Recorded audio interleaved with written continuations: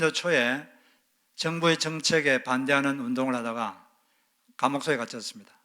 그 정치범으로 독방에 갇혔는데 그때 되게 추운 겨울이었어요. 햇빛도 안 들고 너무 추웠습니다. 예, 그때는 교도소 시설도 안 좋아서 마치 칼끝으로 다리뼈를 깎는 듯한 그런 고통스러운 추위가 엄습했어요. 아무리 추위를 이겨보려고 했지만 도저히 이길 수가 없었습니다. 그래서 이런 생각을 했습니다.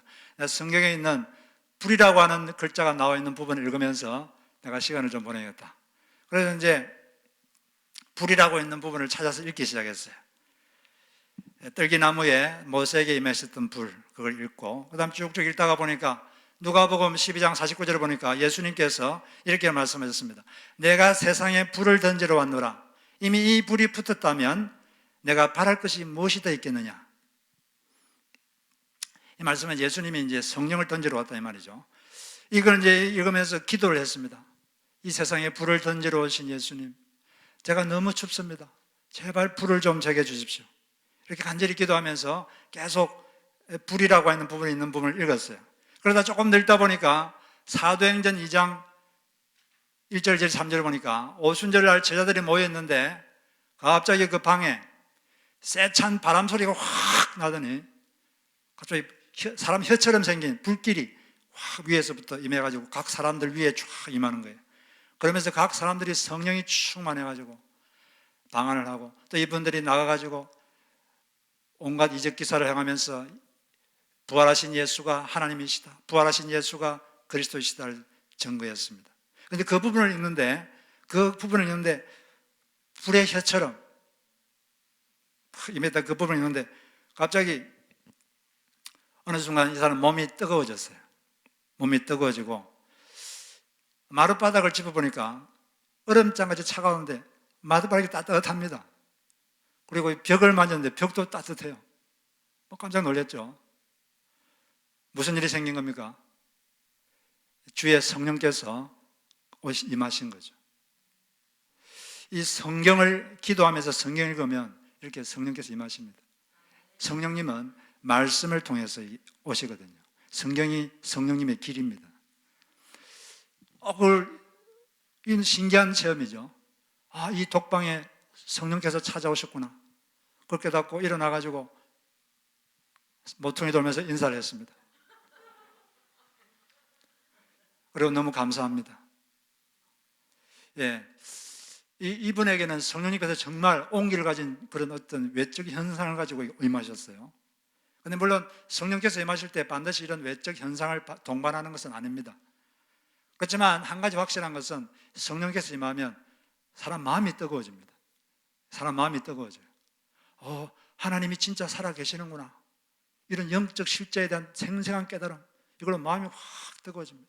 저도 그런 체험을 했고, 의심이 많다가 임하면 그냥 확신이 생기죠. 그리고 정말 하나님 나를 사랑하시는구나, 십자가에서 돌아가신 게 나 때문이었구나, 이게 막 깨달아지면서 마음이 뜨거워지죠. 이게 공통적인 성령께서 임하시는 현상입니다. 2주 전에는 성령님은 물과 같은 성질을 갖고 오셔서 일을 하신다, 그걸 우리가 배웠습니다. 그래서 예수님이 하신 말씀이 너희들이 뭘로 거듭나지 않으면 하나님 나라에 못 들어갑니까? 물과 성령으로 거듭나지 않으면 하나님 나라에 들어갈 수 없다. 교회 다닌다고 거듭나는 게 아닙니다, 여러분. 교회 다닌다고 하나님 나라 가는 게 아니에요. 어떻게 해야 하나님 나라 갑니까?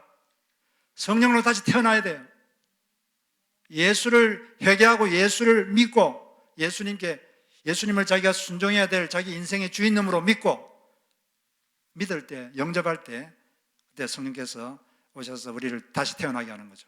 그 성령님께서는 오셔가지고 물처럼 행동해요. 물과 성령, 이것은 같은 성질을 가진 두 가지를 나란히 배열해서 어떤 것을 강조하는 표현법이라고 말씀드렸습니다. 성령님이 물과 같은 성질을 갖고 있다는 거예요. 생수. 그래서 물은 두 가지 역할을 합니다. 갈증일 때 마시죠. 마시면 사람이 새로워져요. 그것처럼 성령께서는 우리의 인생의 갈증을 채워줍니다. 여러분, 어떤 것으로 여러분의 허한 마음을 채울 수 없습니다. 여러분의 인간은 보통 존재가 아니기 때문에 다른 어떤 것으로, 외적인 것으로 인간의 마음을 채울 수가 없어요. 절대 채워지지 않습니다. 무엇으로만 채워집니까? 하나님의 영이 임할 때 여러분의 마음은 채워질 수 있는 것입니다. 그리고 이 물은 씻습니다. 그것처럼 성령께서 임하시면 우리를 정결하게 합니다. 우리를 정결하게 만들어요. 우리의 마음을 정결하게 하는 거죠. 두 가지 방법을 하시는데, 첫째는 내적 깨달음을 주십니다. 내적 빛, 내가 어떤 문제가 있는가 깨달음을 주시는 거죠. 그 다음에 외적인 환경을 조절하십니다. 환경의 어떤 역경을 통해서 자기를 돌아보게 만들고, 그래서 우리를 정결케 하는 거죠. 그런데 오늘은 여기 보니까 물처럼 성령님께서 활동하기도 하시지만 또 불처럼 활동하실 때도 있다. 불과 같이 일하실 때도 있다. 이렇게 말씀하고 있습니다.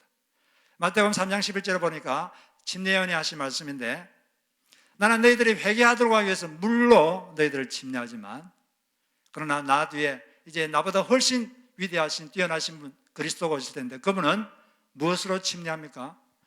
불과 성령과 불로 너희들을 세례할 것이다. 이 성령과 불, 이걸 나란히 배려했는데, 이것은 성질이 같은 두 가지를 나란히 배려한 겁니다. 성질이 같은 거예요. 그래서 이 성령님은 불과 같은 성질이 있다. 그런 것을 강조하기 위해서 이렇게 표현을 한 것입니다. 세례한다, 또 침례한다, 이 말은 헬라어로 뵙티조라는 뜻인데, 이것은 뵙티조는 뭐냐면 푹 잠근다. 뭘 푹 잠그는 거예요. 그냥 확 잠그는 거죠. 그냥. 물에다가 사람을 확 잠그는 겁니다. 뭘 잠그다. 이 말은 예수님께서 오시면 어떤 일을 하시냐, 그 사람을 성령으로 푹 잠그는 것입니다. 성령으로 사로잡히게 하는 그런 일을 그분이 하실 것이다. 여러분들도 다 그런 체험이 있는 분이 계실 겁니다. 만약에 여러분 몸과 마음이 성령으로 사로잡혀서 내가 정말 하나님을 만났구나, 내가 하나님을 인격적으로 만났다, 이런 체험이 없다면 여러분들은 기도하셔야 됩니다. 기독교 신앙은 체험입니다. 체험이 없으면 영적 실제를 깨달을 수가 없어요. 그냥 형식적인 신앙생활밖에 되지 않습니다. 그냥 왔다 갔다 별 의미가 없는 거죠.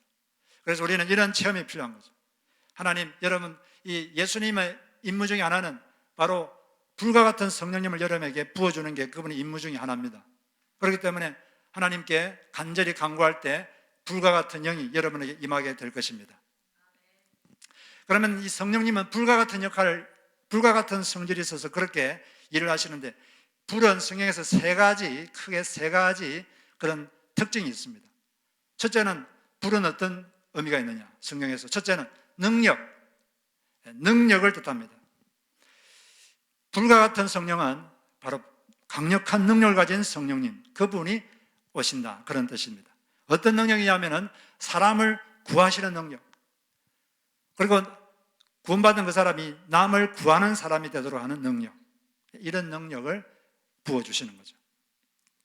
예레미야 23장 29절에 보면 여호와의 말씀이니라 내 말이 불같지 아니하냐, 바위를 쳐서 부수뜨리는 방망이 같지 아니하냐, 이렇게 말씀하셨는데, 이 말씀은 그 당시 거짓 선지자들이 하나님이 하지도 않은 말씀을 하나님이 했다고 막 거짓말로 하나님이 여호와가 이렇게 말씀하셨느니라, 이런 식으로. 요즘도 그런 사람 많아요. 여러분, 내가 이런 신비한 체험을 했습니다, 예수님이 나에게 이렇게 말했습니다. 예수님이 말했으니까 진짜겠지. 가짜가 많습니다, 여러분.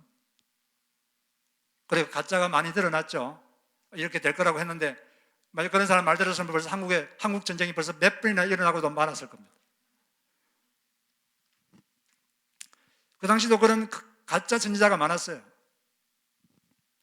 그런데 하나님께서 가짜와 진짜 하나님 말씀이 얼마나 차이가 있느냐, 내가 하는 말을 진짜 나의 말은 바로 불 같다, 바위를 부수뜨리는 강력한 철퇴와 같다, 강력한 능력이 있다는 거예요. 하나님은 한번 말씀하시면 그것은 모든 것을 바꾸는, 변화시키는 그런 능력이 있는 것입니다. 엘리야가 기도하니까 하늘에서 불이 내렸습니다. 그리고 사도행전에서 불이 내려가지고 뭘 입증했습니까? 여호와가 진짜 하나님이시다. 그 당시 이스라엘 사람들은 한쪽은 바알신을 섬기고 한쪽은 하나님을 섬기고 양다리 걸쳐가지고, 한쪽은 세상에 한쪽은 하나님 깨려가지고 사는 사람들에게 여호와만이 진짜 하나님이다, 바알을 버리고 여호와만 섬겨라, 그 능력을 보여줌으로써 입증하셨습니다. 그리고 사도행전 2장에서도 불같은 영이 내리니까 거기 모여있던 제자들이 성령님의 강력한 능력을 받아서 그들이 가는 곳마다 기사와 이적을 베풀었습니다. 그러면서 이 십자가에 죽으시고 부활하신 이 예수가 하나님이십니다. 이분을 믿어야만 구원을 받습니다. 바로 그 메시지가 사실이라는 것을 입증하셨죠. 이 성령님은 능력 있는 분입니다. 그러면 이분은 이 능력을 무엇을 위해 쓰시느냐? 사람을 구하는 데 쓰시는 거죠. 사람을 구하는 데 이 능력을 쓰십니다. 예수님께서 하셨던 일을 계속 하는 것이 바로 이분이 하는 일인데, 예수님이 무슨 일을 하셨죠? 사람을 구하러 오신 거죠. 그리고 구한 다음에는 그 사람이 남을 구하는 사람이 되도록 만드십니다. 자기만 구출받는 게 아니라 이제 남을 구출하는 사람, 어려움에 빠진 사람을 구출하는 사람, 곧 봉사하는 사람, 선한 일을 하는 사람, 이런 사람으로 바꾸는 일에 그분은 능력을 쓰시는 것이죠. 사람은 죄에서 구원받아야 됩니다. 그런데 죄에서만 구원받는 게 필요한 게 아니라 그 외에도 사람은 구출되어야 될 것이 너무나 많습니다. 어떤 사람은 불안과 우울에서 구출받아야 됩니다. 요즘 현대인들은 너무나 마음이 불안해요. 너무 우울한 사람이 많습니다. 행복하지 않아요. 돈은 많은데 마음이 행복하지 않아요. 그 무슨 소용이 있습니까? 어떤 사람은 재정적인 빚으로부터 구출받아야 됩니다. 어떤 사람은 떠나지 않는 내면의 분노, 이 분노에서 또 구출돼야 됩니다. 어떤 사람은 과거의 아픔, 과거의 상처로부터 이걸 잊어버려야 되는데 잊어버리지 못하는 과거의 아픔으로부터 구출돼야 됩니다. 어떤 사람은 몸의 아픔, 몸의 질병에서 또 구출받아야 될 사람도 있습니다. 어떤 사람들은 자기를 괴롭히고 남을 괴롭히는 이기심에서 구출받아야 될 사람도 있습니다. 어떤 사람은 통되지 않는 자기의 나쁜 성품으로부터 구출돼야 될 사람도 있습니다. 어떤 사람은 자신도 원치 않으나 벗어날 수 없는 나쁜 습관으로부터 구출돼야 될 사람도 있습니다. 어떤 사람은 도무지 결정을 못하고 항상 우유부단한 결정장애, 이런 데서 또 구출받아야 될 사람도 있습니다. 사람은 구출받을 때가 너무 많아요. 사람은 약합니다. 성령께는 이런 것에서 인간을 구출할 능력이 있습니다. 이분에게는 그런 강력한 능력이 있어요. 그리고 구출한 다음에는 이 사람이 남을 구출하는 사람으로 하나님은 그 사람을 계속 바꾸어 오시는 것입니다. 예를 들어 보면 에베소서 4장 28절에 보면 도둑질하는 자는 다시 도둑질하지 말고 돌이켜 가난한 자에게 구제할 수 있도록 자기 손으로 수고하여 선한 일을 하라. 여기 이제 도둑질하는 사람이 있습니다. 습관적으로 도둑질하는 사람이 있어요. 이 사람은 어디서 구출받아야 됩니까? 도둑질하는 것에서 구출을 받아야 돼요. 근데 이게 그냥 도둑질하는 데서 구출받는 것을 끝나는 게 아니라 여기에서 보면 돌이켜 가난한 자에게 구제할 수 있도록 자기 손으로 수고하여 선한 일을 하라. 하나님은 사람을 그냥 구출하는 걸 끝내는 게 아니라 이제는 돌이켜서 다른 사람을 돕는 사람, 다른 사람을 구출하는 사람, 그게 뭐 큰 일이 아니더라도 작은 일이라도 다른 사람을 돕고 이 선한 일을 하는 사람으로 그 사람을 바꾸는 게 하나님의 일이고 성령님의 능력입니다. 이제 그 사람의 삶의 목적이 바뀌는 거죠. 이 세상에는 세 가지 종류의 사람이 있습니다. 인생의 목적이 세 가지. 첫째는 survival, 그냥 생존하는 게 목적이에요. 생존하는 게 너무 힘들다. 어떻게 생존할 수 있을까? 그게 그냥 온통 관심이에요. 그런데 이런 사람들도 많아요. 어떤 통계에 보면 2010년도 기준으로 보면 이 세계 인구 중에 약 10억 명 되는 사람들은 하루 $2 이하 벌고 사는 사람들이 이 세상에 10억 이상입니다. 그런 사람들은 생존이 힘든 거죠. 생존이. 이런 사람들도 이 세상에 되게 많습니다. 그런데 이 부강한 미국에서도 그런 사람들이 있어요. 어떻게 생존할까? 두 번째는 그게 조금 이제 벗어나면 이제는 success, 내가 어떻게 좀 성공을 해볼까? 좀 내가 괜찮은, 내가 대단한 사람이라는 걸 어떻게 사람들이 입증할까? 그게 이제 목적인 사람들이 있어요. 근데 세 번째는 significance. significance가 뭔 뜻입니까? 의미. 어떻게 하면 의미 있는 삶을 살 수 있을까? 내가 어떻게 좀 더 의미 있는 삶을 살 수 있을까? 이게 인생의 목적인 사람이 있어요. 우리 기독교인은 어떤 것을 인생의 목적으로 살아야 될까요? 의미를 목적으로 사는 사람이 되어야 됩니다.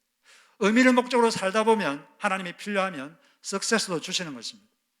여러분들이 하나님 주신 석세스는 바로 의미 있는 삶을 사는 도구입니다. 수단, 도구고 수단이지 그래서 하나님 우리를 구출한 다음에 새로운 인생의 목적을 가지고 단순히 생존이 아니라 새로운 사명, 새롭게 남을 돕는 사람, 남을 선한 일을 하는 사람, 그런 사람이 되도록 우리에게 하나님 능력을 베푸는 거죠. 디도서 2장 14절에 바로 하나님 우리를 구출하신 목적이 잘 나와 있는데, 거기 보니까 그리스도가 우리를 대신하여 자신을 주신 이유는 모든 불법에서 우리를 속량하시고 우리를 깨끗하게 해가지고 뭘 하기 위해서인가?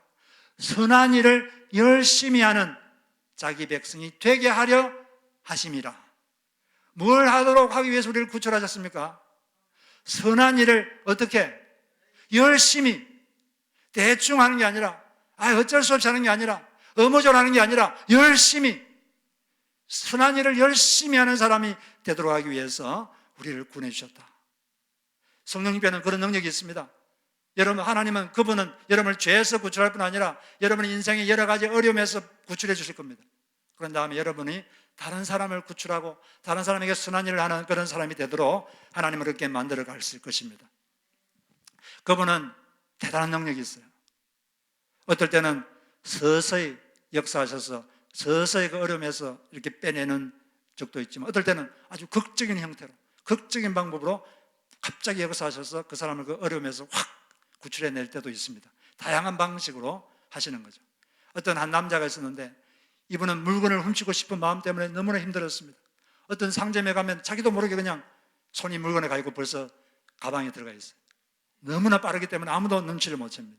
그런데 이렇게 된 것은 어릴 적에 부모의 폭행과 학대가 정말 심했는데, 어느 날은 부모님이 보자기를 주면서 여기에서 물건을 훔쳐와라. 그래, 물건을 훔쳐오면 박수, 칭찬을 해주고, 자연스럽게 도둑질을 배웠어요. 물건만 보면 도둑질하고 싶은 욕망이 막 솟아오릅니다. 그 가진 자와 부모를 증오하면서 계속 도둑질을 했어요. 뜨뜻하게 도둑질했습니다. 부모님이 칭찬해 줬으니까. 그런데 이제 예수를 믿게 됐어요. 예수를 믿고 나니까 이렇게 하면 안 되는구나, 그걸 깨닫게 됐습니다. 그래서 안 하려고 그랬어요. 너무 싫었어요.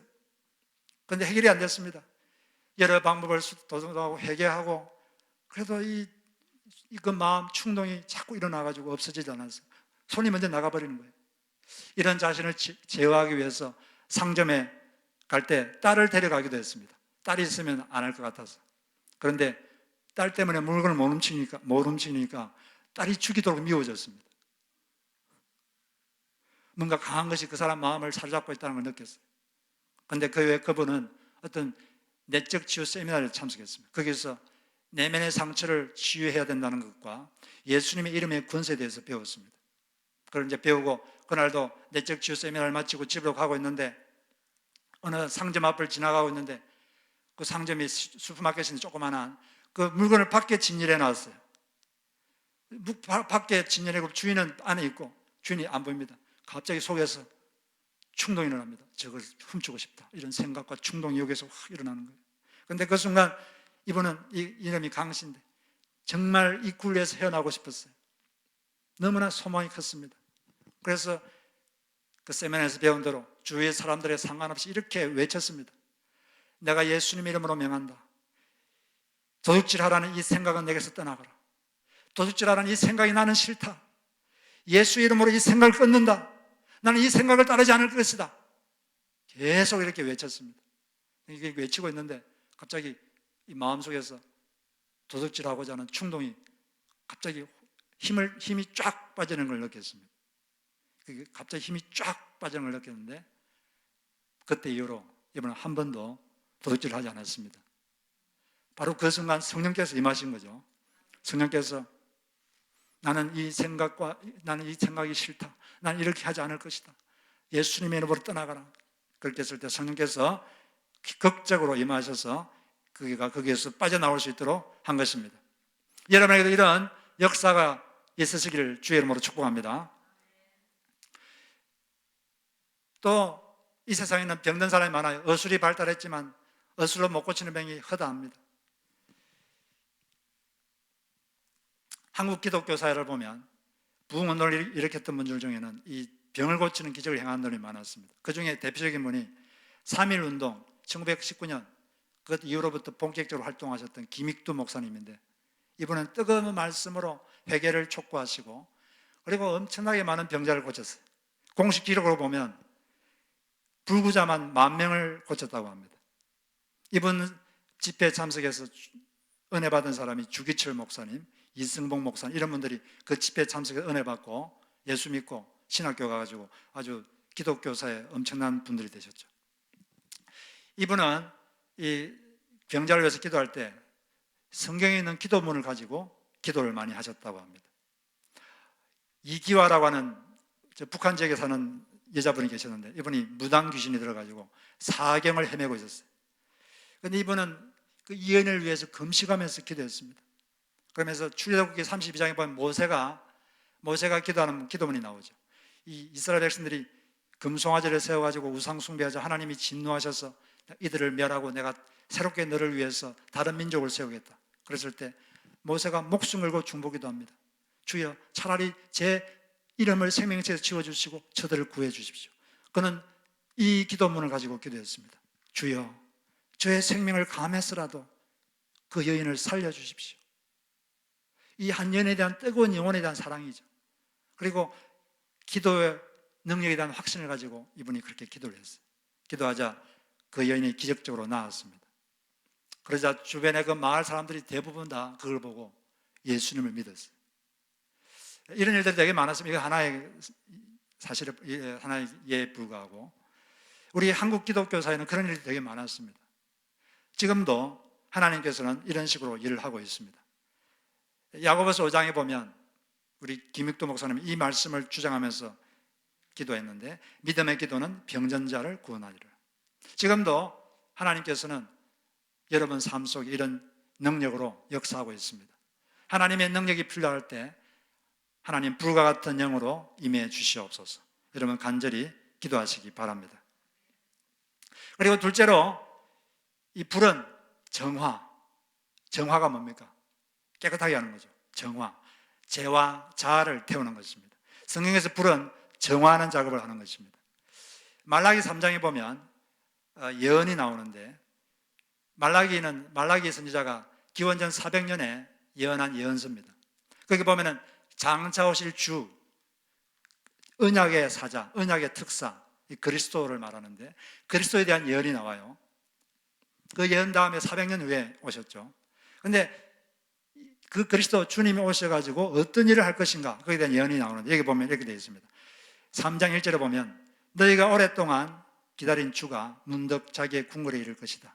너희가 오랫동안 기다린 그 언약의 특사가 이를 것이다. 나 만군의 여호와가 말하노라. 그러나 그가 이르는 날에 누가 견뎌내며 그가 나타나는 때에 누가 살아남겠느냐. 그는 금과 은을 연단하는 불과 같을 것이며 표백하는 잿물과 같을 것이다. 그는 은을 정련하여 깨끗하게 하는 정령공처럼 자리를 잡고 앉아서 레위 자손을 깨끗하게 할 것이다. 금속 정령공이 은과 금을 정련하듯 그가 그들을 깨끗하게 하면 그 레위 자손이 나 주에게 올바른 제물을 드리게 될 것이다.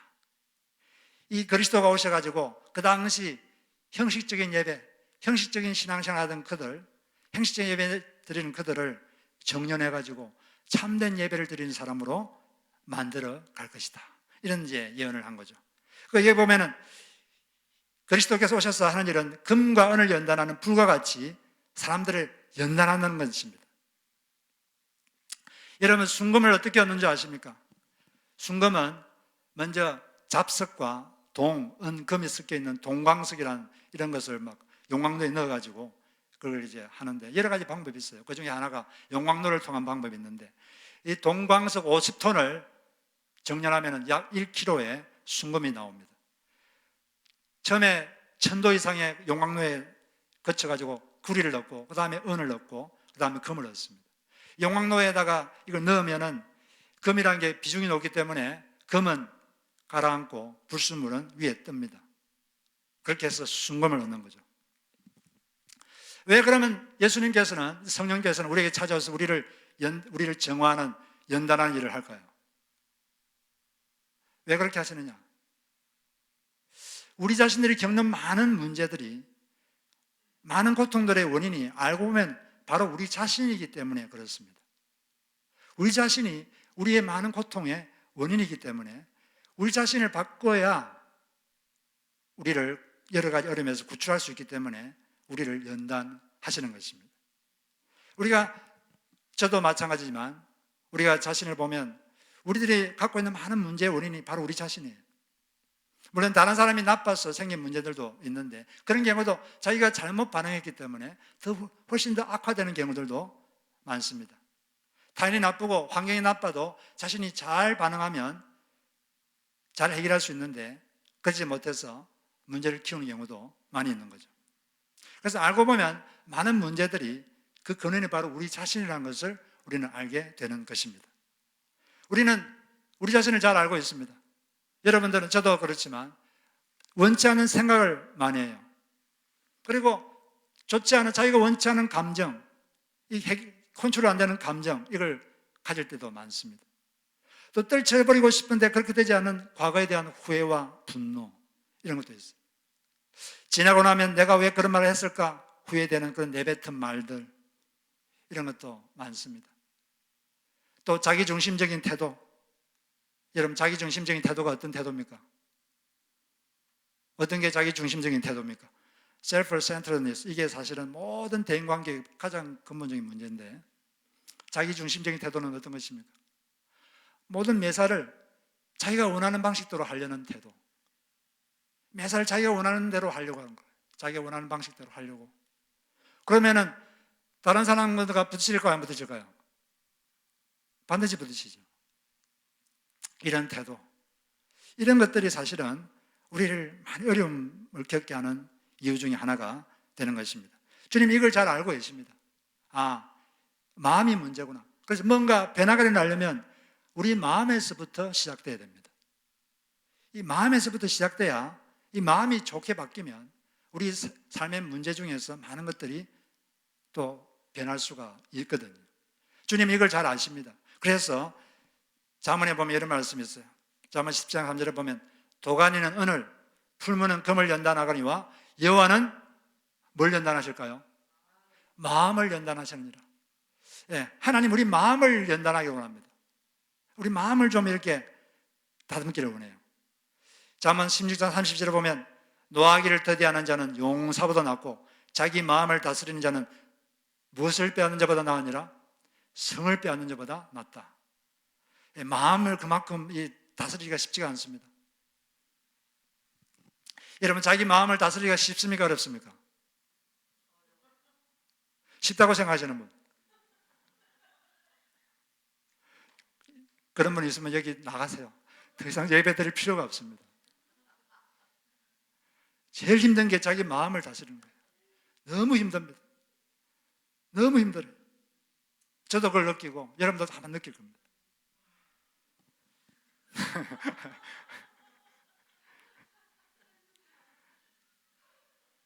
그래서 이 마음을 바꿔야 되기 때문에, 그래서 주님이 어쩔 수 없이 정화 작업을 하는 거예요.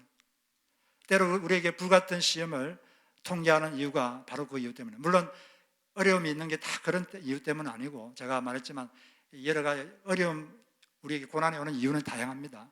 그래서 한 가지를 제가 말씀드리는 거예요. 이 베드로전서 4장 12절 13절에 보면 베드로가 한 말인데, 사랑하는 자들아 너희를 연단하려고 하는 불시험을 이상한 일 당하는 것 같이 이상하게 여기지 말라. 오히려 너희가 그리스도의 고난에 참여하는 것으로 즐거워하라.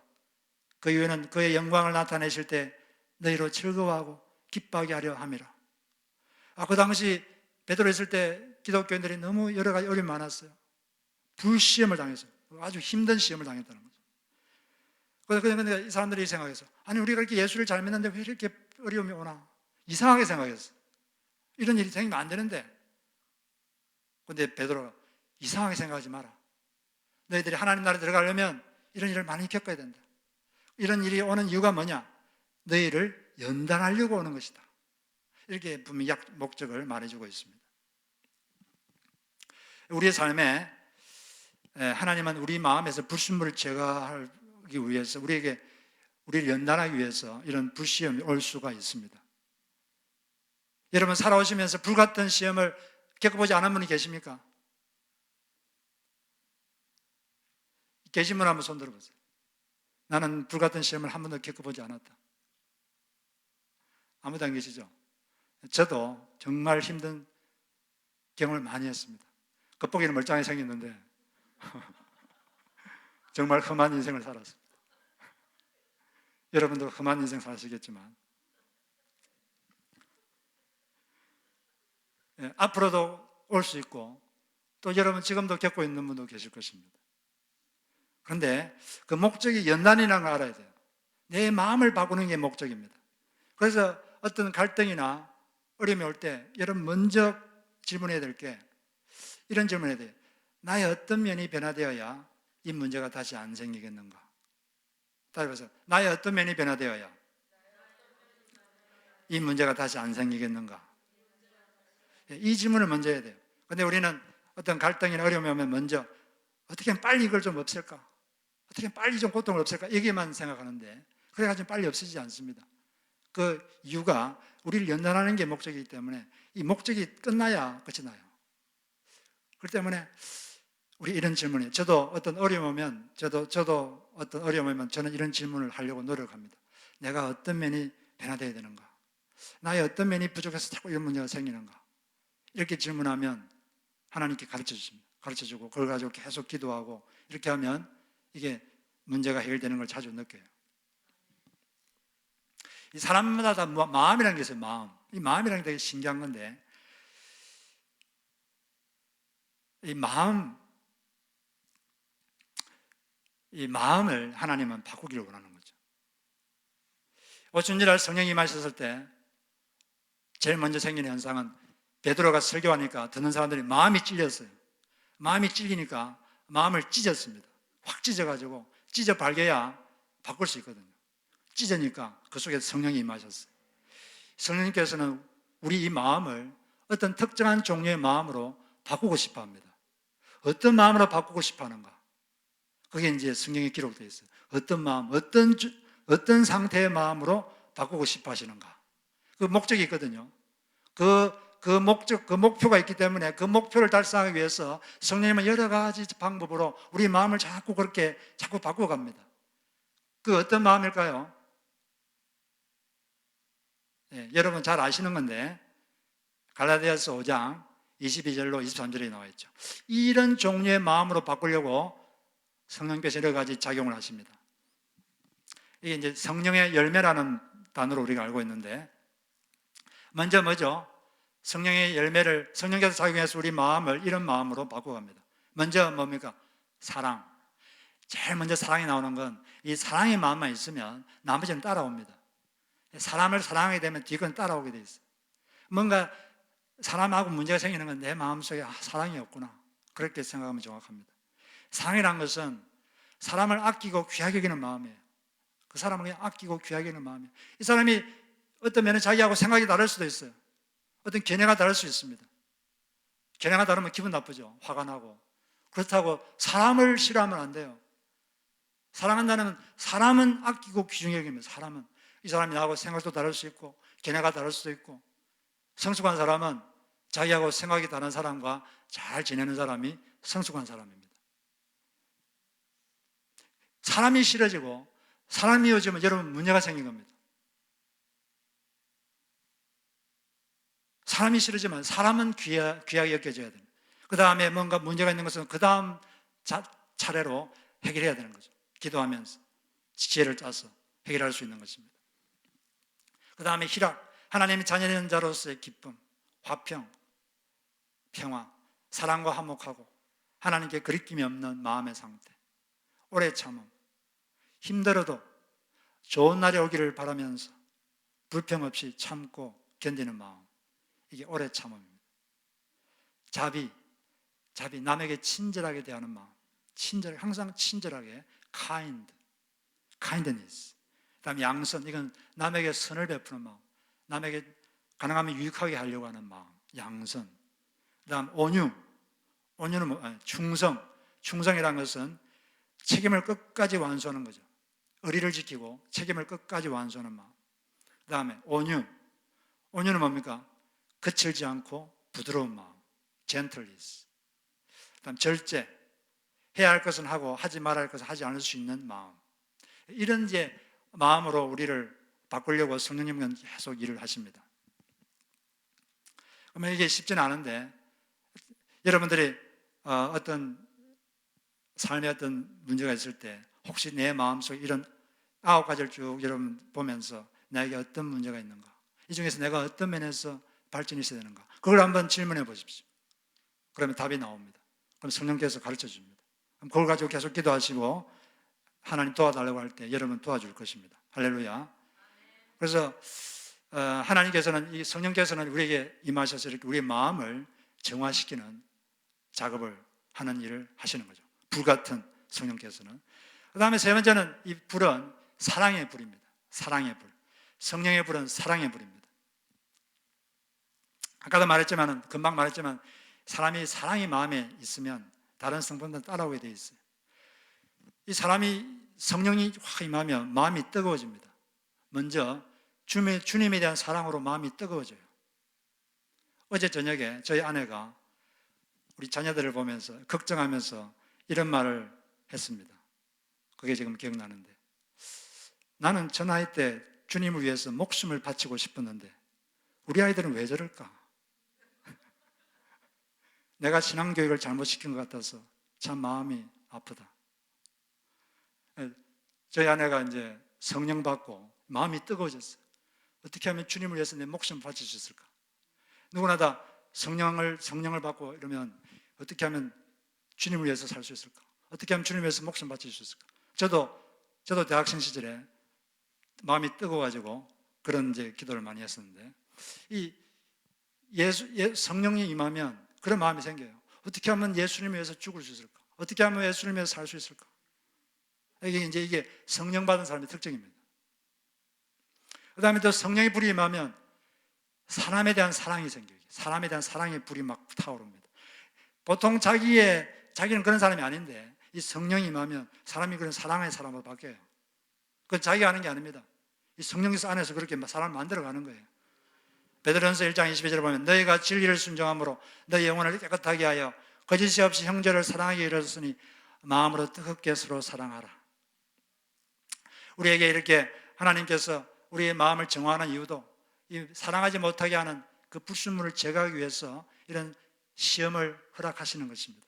그리고 성령께서 우리에게 능력 주시는 이유도, 왜 능력 주십니까? 능력 가지고 자랑하라고 주는 게 아닙니다. 능력 주시는 이유는 사람을 사랑할 수 있는 도구를 주시는 거죠. 사람을 사랑할 수 있는 도구로 능력을 주시는 거예요. 이 사랑이 사람을 변화시킵니다. 사심 없는 사랑, 이게 사람을 바꾸죠. 김보성이라는 고등학생이 있었는데 늘 교회만 왔다 갔다 하고 어떨 때는 빠지기도 하고 막 이렇게 다녔는데, 어느 사건을 계기로 아주 성실한 이 그리스도인이 됐습니다. 어떤 일이 있었냐면, 어느 날 자율학습을 하고 있는데 갑자기 비가 내렸어요. 비가 내려가지고 이제 끝나고 같이 교회 다니는 친구하고 빨리 이제 가려고 뭘 뒤집어 쓰고 막 학교 밖을 이렇게 가고 막 뛰어가고 있는데, 교문 앞에 보니까 익숙한 자동차가 한 대 있습니다. 보니까 자기 교회 학교 선생님 차예요. 그 교회 학교 선생님이 내렸습니다. 여선생님인데 내리더니 하시는 말씀이, 갑자기 비가 와서 너희들 비 맞을까 봐서 걱정돼서 왔다. 그러면서 차에 타라 그랬어요. 그 차에 타가지고 막 그날 기도실로 갔으면은 아마 별로 감흥이 없었을 겁니다. 근데 기도실로 가지 않고 분식집으로 들어갔어요. 분식집으로 들어가가지고 오뎅, 순대, 김밥, 라면, 떡볶이, 이걸 막 먹고 싶은 대로 먹어라. 푸짐하게 먹었어요. 그러고 나서 이제 떠나시면서 말씀하셨습니다. 그때 말씀하실 때 만약 이렇게 말했으면 별로 감흥이 없을 거고 아무 일도 안 생겼을 겁니다. 이번 주에 교회 와라. 그랬으면, 왜냐하면 뭔가 의도를 가지고 나한테 선의를 베푼 것이구나, 이런 생각이 들기 때문에 시큰둥했을 텐데, 그러지 않고 그분 이렇게 말했어요. 너희들 보고 싶었는데 보고 나니 마음이 너무 좋구나. 그렇게 하고 그냥 갔어요. 근데 가고 나서 이 두 고등학생은 날라리 성도 두 사람은 둘이서 이렇게 말했습니다. 야, 우리 이번 주부터 교회 잘 다니자. 그리고 또 이런 다짐을 했습니다. 우리도 나중에 대학생 되면 중고등부 교사하자. 실제로 대학생 돼가지고 중고등부 교사를 했어요. 그리고 그 선생님이 자기 했던 것처럼 학생들 찾아가가지고 떡볶이 사주고 김밥 사주고 순대 사주고 이래가지고 많은 학생들을 전도했어요. 뭐가 이게 사람을 바꿨죠? 사랑. 요즘 세상에 갈수록 사랑이 자꾸 식어집니다. 왜 이런 이유로 사람 싫어하고 저런 이유로 사람을 싫어하고 너무 안타까워요. 사람은 절대 싫어하면 안 됩니다. 어떤 이유가 있어도. 여러분 예수 믿는 사람이라면 쉽진 않은죠. 저도 말하지만 제가 이렇게 한다는 게 아니라 저도 하려고 노력하고 있는데 사람을 싫어하면 안 돼요. 근데 그건 우리 힘으로 안 되기 때문에 어떻게 해야 됩니까? 성령의 불을 받아야 됩니다. 성령의 불이 바로 사랑의 불입니다. 그럴 때 우리는 비로소 사랑할 수 있는 사람이 되는 것입니다. 요엘 선지자가 이렇게 약속했어요. 그 후에 이 말은 그리스도께서 죽으시고 부활하신 후에 내가 내 영을 만민에게 부어주리라. 내 영을, 성령을 만민에게 부어주겠다.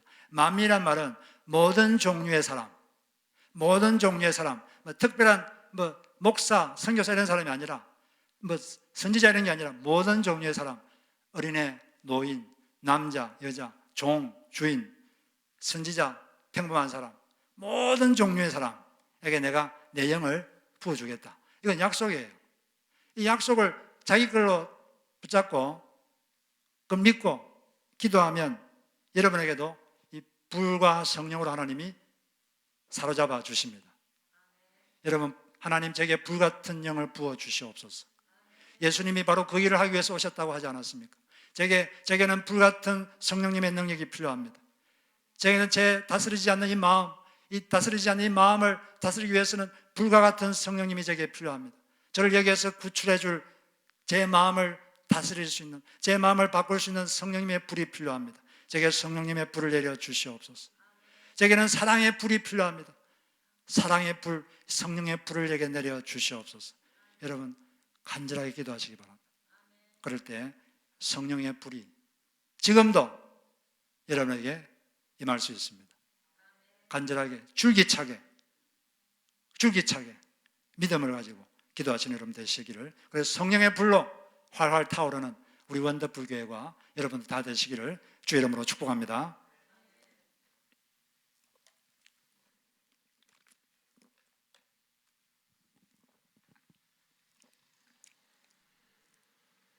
같이 우리 기도하겠습니다.